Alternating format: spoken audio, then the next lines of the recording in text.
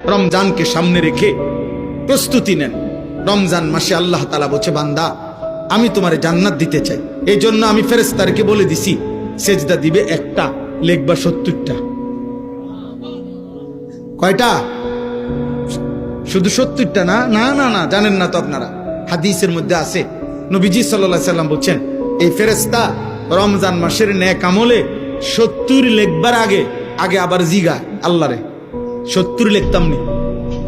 আল্লাহ তাআলা বান্দার দিকে আবার তাকায়, বান্দার ইখলাস তাকওয়া, বান্দার আমল যতটা সুন্দর হয় তো আল্লাহ তাআলা বলে, না 700 লেখো, 7000 লেখো, 70000 লেখো, 7 লক্ষ লেখো, 70 লক্ষ লেখো, 7 কোটি লেখো, 70 কোটি লেখো, 70,000 কোটি লেখো। খোদার কসম, কারো কারো বেলায় মহান আল্লাহ বলে, ফেরেশতা আমার বান্দার এই সেজদার বিনিময় তুমি লেখো না, আমি লিখবো, আমি লিখবো। এর নাম রমজান। এর নাম কি? রমজান।